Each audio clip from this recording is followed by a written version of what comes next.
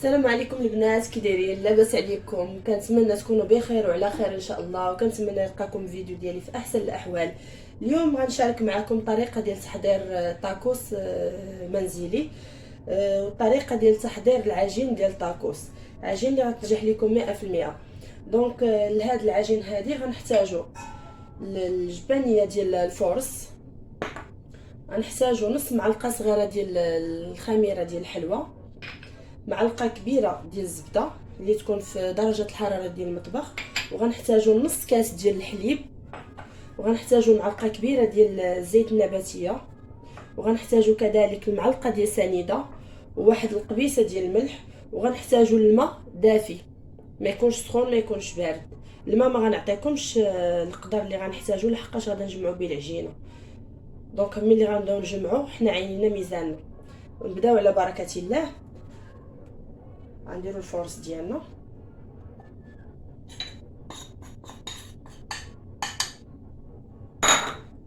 غنضيف عليه معلقه ديال سنيده،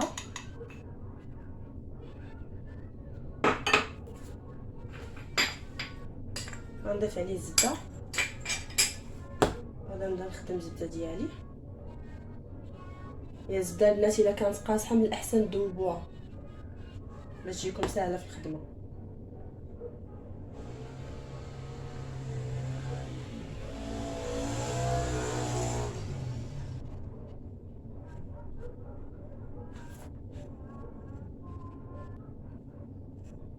غنزيد الملحه ديالي، غنزيد ديك نص خماره ديال الحلوى، غنزيد معلقه كبيره ديال زيت العود ولا الزيت النباتيه، وغنزيد الحليب، ونبدا نجمع هاد العجينه.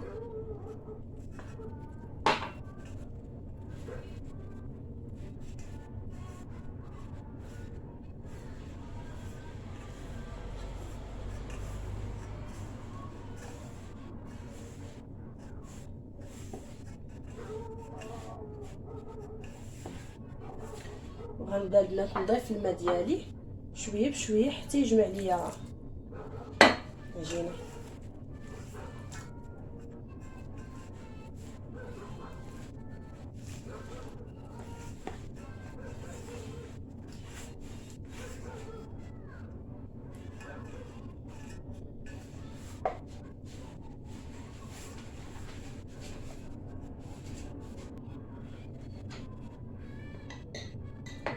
كنبقى كما قلت لكم كنزيدو شويه بشويه الماء حتى كنجمعوا العجينه ديالنا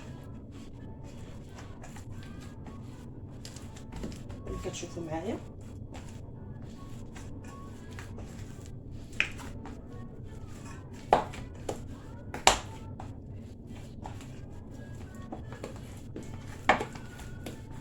كنحصلوا على عجينه ما قاصحه ما مرخوفه.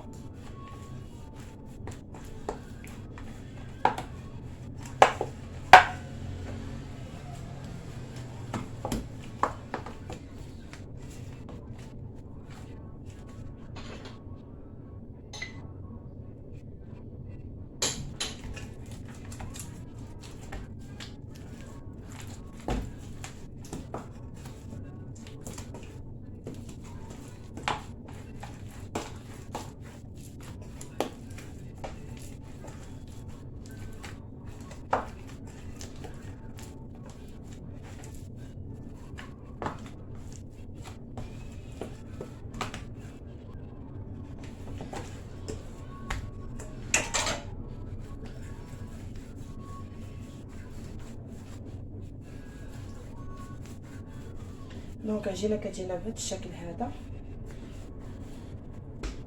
دونك غنجيو هنا نقطع الكويرات اللي بغيت ندير.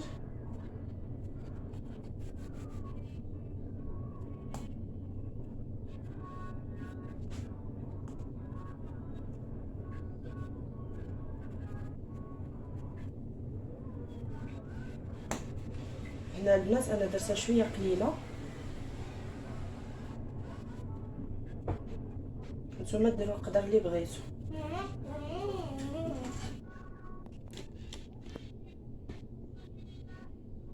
دونك هنا البنات من بعد ما قطعت العجينه ديالي كويرات، الصراحه العجينه اللي درت نبلوله راه عطاتني غير 5، عاد عاود زدت عجينه اخرى باش عطاتني 5 اخرين.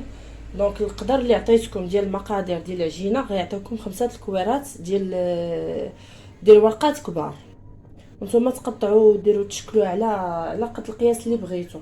دونك هنا البنات من بعد ما قطعت العجينه ديالي كنجي نبدا نطلقها، نرش الفرص هكذا وكنطلقها بمدلو بهذا الشكل اللي كتشوفوا معايا.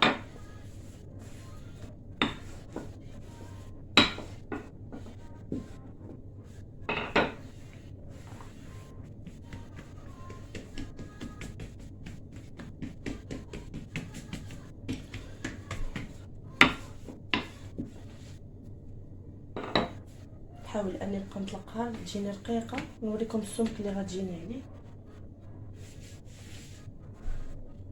فهاد الاثناء كندير المقله ديالي كتسخن باش ان فوا كنطلق كنطيبها.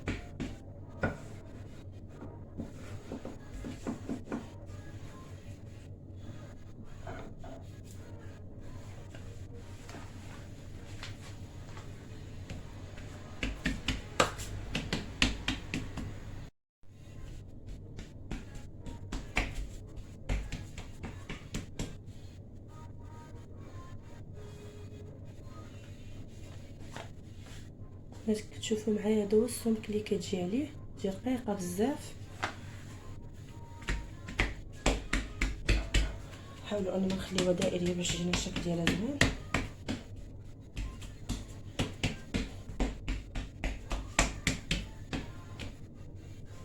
كنجيو نيشان نديروها الطيب.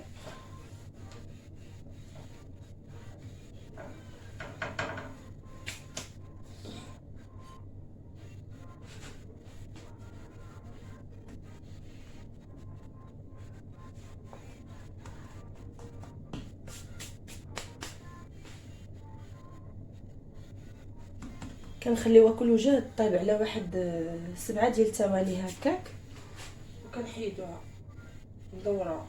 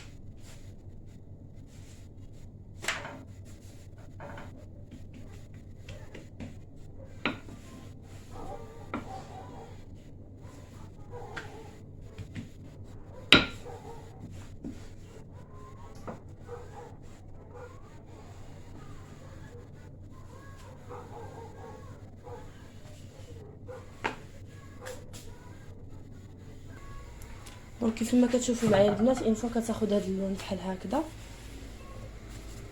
الشكل هكا، صافي كنحيدوها.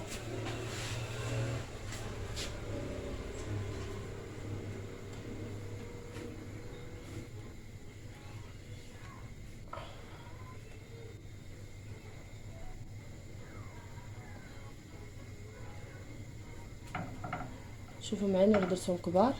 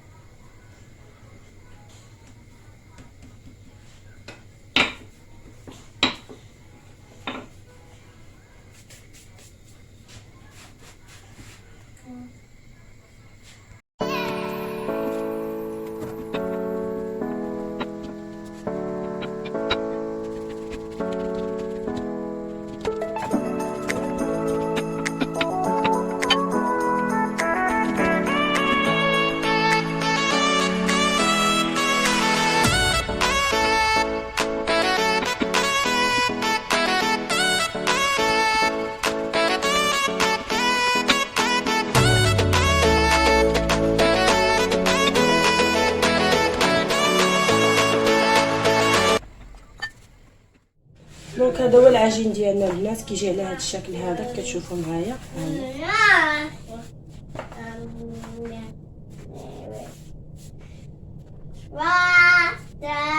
وهنا البنات غنبداو نحضروا في الحشوه ديالنا اللي غنحتاجوا ليها. غنحتاجوا الدجاج سدر القياس اللي عندكم، غنحتاج جوج بصلات مشلضين يكونوا شويه كبار، غنحتاج قزبر معدنوس وجوج ريوس ديال الثومه. انا هادشي اللي بقى عندي، ما بقاش عندي صراحه البنات. نتوما ديروا جوج ريوس ديال الثومه. غنحتاج الفريت باش نعمرهم من الداخل. غنحتاجوا معلقه صغيره ديال البزار، معلقه صغيره ديال السكينجبير، ومعلقه صغيره ديال الخرقوم، وواحد شويه ديال زيت العود. وغنحتاجوا كذلك لاصوص. انا عندي صوص الجيريا هنايا غنخدم بها. نتوما البنات الصوص اللي عندكم بغيتو تخدموا به خدموا به. غنحتاجوا كذلك الفرomاج مربع هكذا. ونبداو على بركه الله.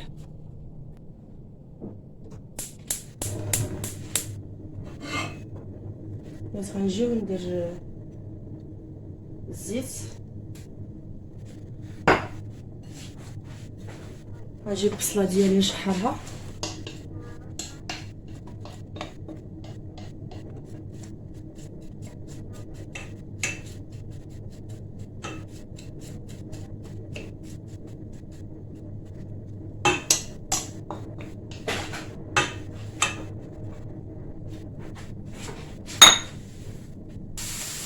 بعد ما تشحرات ليا البصله مزيان البنات غنزيد الدجاج.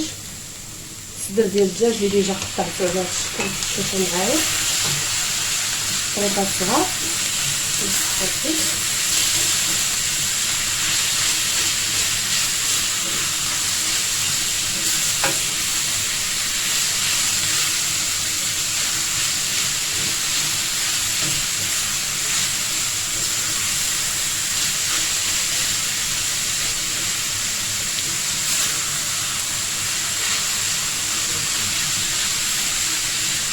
حاولوا البنات ملي ديروا الزيت ولا ما تكثروش ليدان بزاف، حيت من الطاكوس ديالنا ملي كنبداو نجمعوه كيبدا يتصاصر داك ليدان اللي كيكون فيه، فمن الاحسن انا نقللو من ليدان.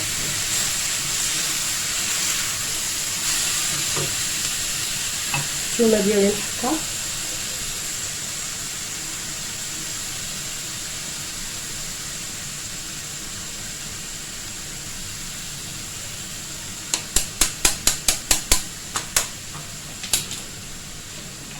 نجيب قزبر معدنوس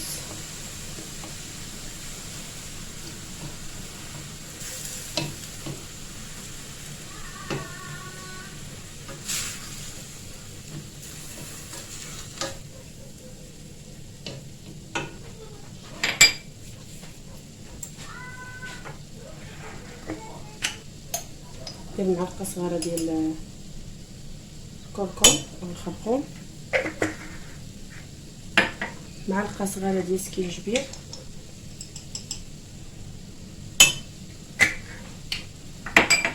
معلقه صغيره ديال البزار،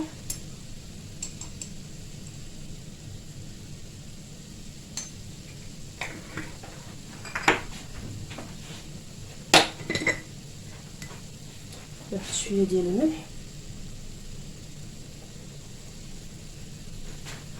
نزيد شويه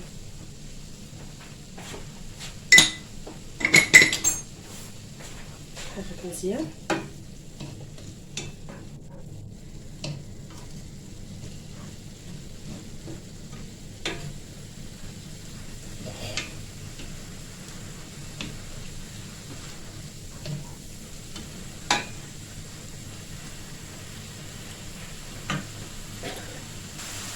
هنا البنات انا غنزيد واحد المعلقه ديال لا كريم فريش باش تجي تعطيني واحد الصوص زوينه من الداخل.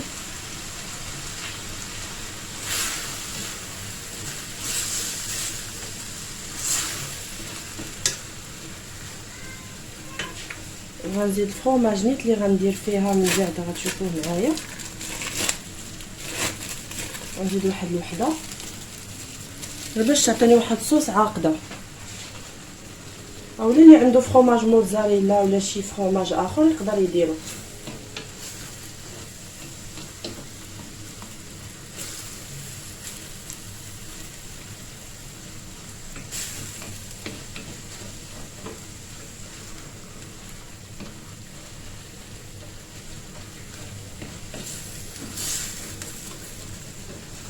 هاد لا كريم فريش البنات والفرماج اللي زدت غير اضافه، اللي بغى يزيدها يزيدها، اللي ما بغاش يزيدها يقدر ما يدير والو، يخلي غير الدجاج والبصله بحال هكاك، يزيد عليه الخس، يزيد عليه خضره محكوكه، اللي بغى يدير شي حاجه كتبقى لكم اختيار.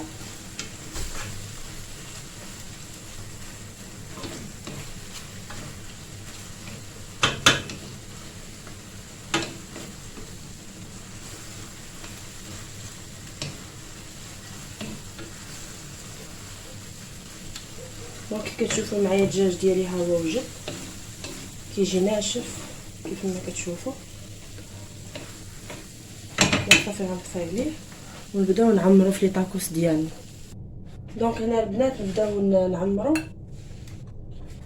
غناخذوا لاصوص ديالنا كما قلت لكم، اي صوص متوفره عندكم تقدروا ديروها، ديروا القياس اللي بغيتو. ناخذ الفرماج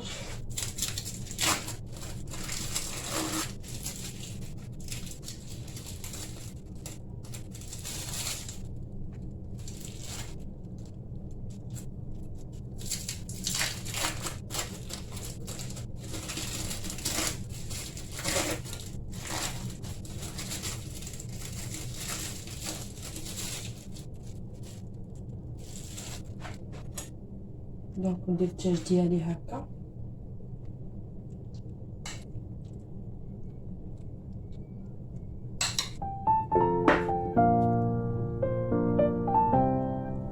نجيب فريت نحطها على هذا الشكل.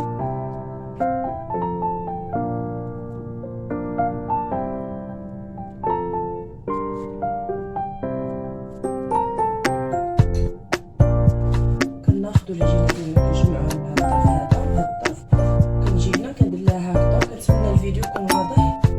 نجمعها بحال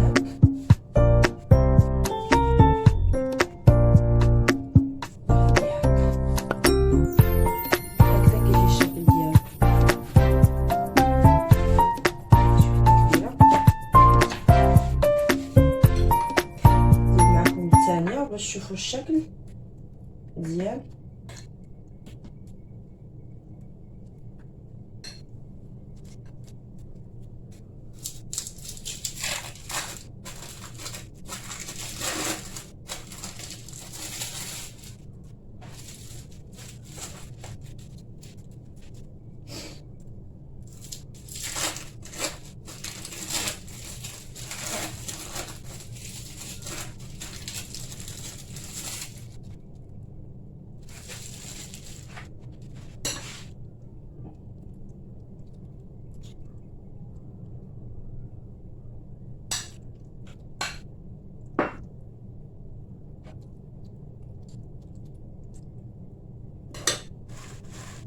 الناس كتعمروا القياس اللي بغيتو، تقدروا تعمروهم بالكفته، تقدروا تعمروهم بالطون، باش ما كان عندكم تعمروهم.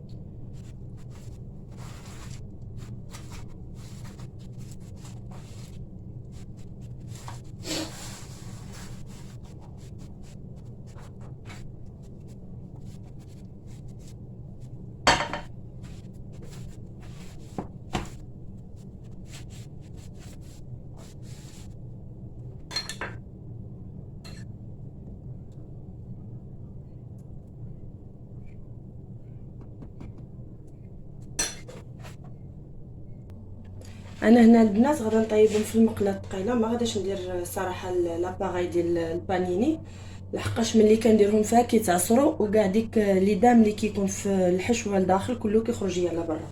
دونك كتشوفوا معايا الطريقه. غندهن المقله ديالي شويه بالزيت،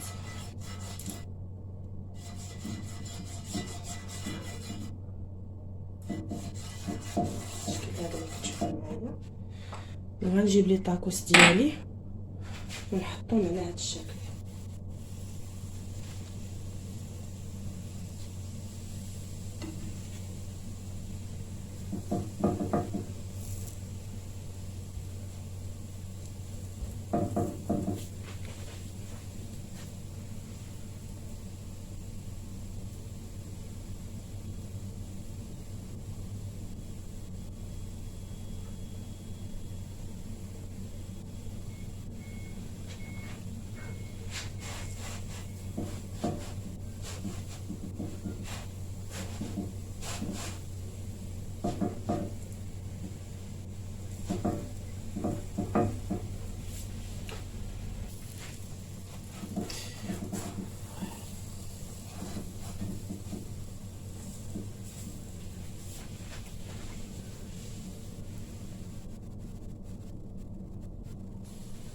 الناس كما كتشوفوا معايا تقريبا انا كملت الطياب ديالي. وانا غنوريكم الطريقه كي كتجي.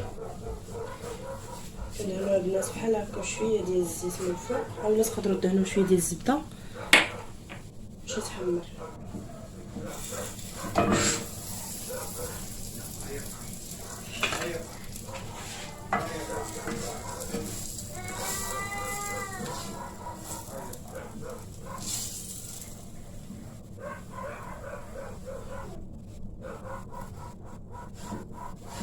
ما نعاودش ليكم كيجي واحد المذاق قسما بالله رائع رائع رائع، احسن من المذاق ديال الطاكوس ديال الزنقه، وشي حاجه اللي مصايبينها على يديكم وعارف راسكم اشنو مطيبين.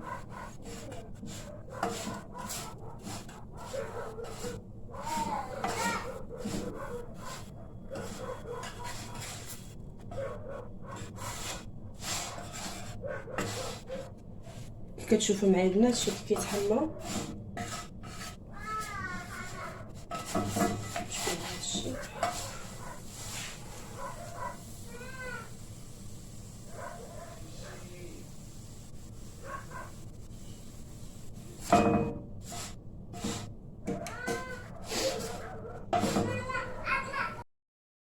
دونك البنات هذا هو الشكل النهائي ديال لي طاكوس ديالنا، كيجيو محمرين على هذا الشكل اللي كتشوفوا معايا.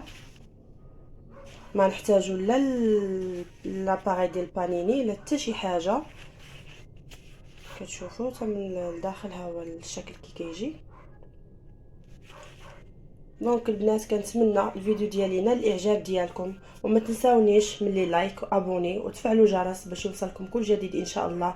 نلقاكم فيديوهات اخرى في امان الله ان شاء الله. السلام عليكم، خليتكم على خير.